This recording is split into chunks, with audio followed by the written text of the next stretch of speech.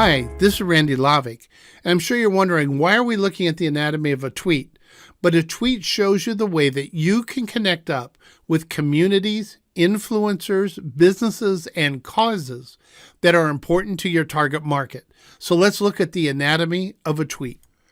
This is a tweet where I was promoting a workshop. At the top, I have my author's name, I have my handle, and the post date. And the handle is really useful because it allows people to go over to my page on Twitter in this example and actually communicate directly with me. The second thing that's a part of this tweet is really critical, and it's the search hashtags. So what I have are hashtags that are different topics that I want to connect with my audience. The first one is social media marketing. There's also social analytics, and then there is social pyramid, and that's really a term that I coined and that I know that some of the people who follow me use. So I'm communicating to very different groups based on what they're searching for. I also have who I'm talking about, and you can use this to identify any business. So I have at Medill School, at Northwestern U, and so that's going out to those populations as well. So this one tweet, while it's appearing on my Twitter site, is going out to markets that are Medill, Northwestern University, as well as people who are searching for that hashtag. I also included Steve Dodd.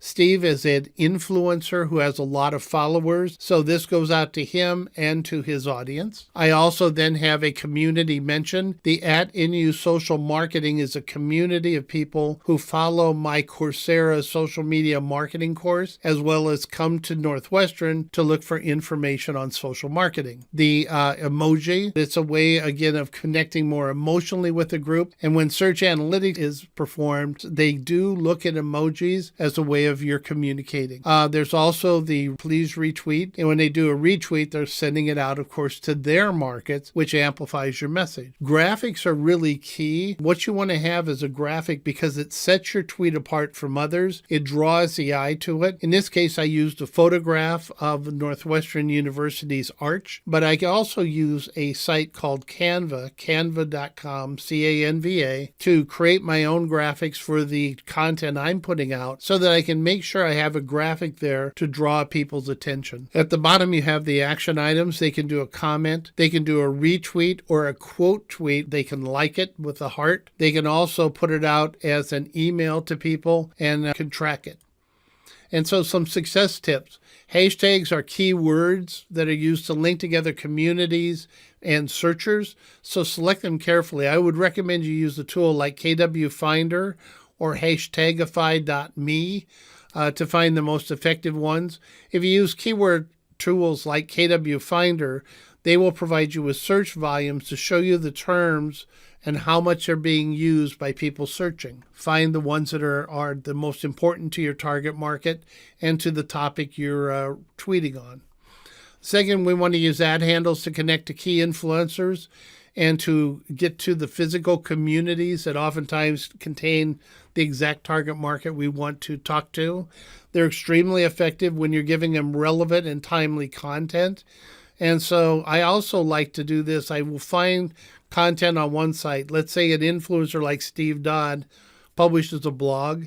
I'll take it over and actually repost it on, say, Facebook or LinkedIn, and I'll give him credit. I'll say, here's a great article from at Steve Dodd on this topic using a hashtag, and then I'll put it over. And then that way it makes me a connector for information on one site to be given to others to let them know it's happening.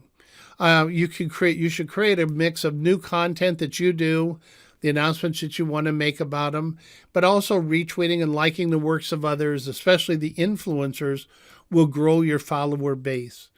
Add a picture or a graphic, especially with people, to draw attention. And it also, gets people to look at your tweet more often. You can also place content keywords in behind a graphic. You can't do that on Twitter, but you can do it on other sites like Facebook. Focus on relevant and trending topics that you want to that are going to be important to your market. Relevancy and authenticity are the keys to success. I hope you find this useful in putting together your business conversations on Twitter as well as on other sites. Use hashtags and keywords, also ad handles, to really maximize the impact from every one of your tweets.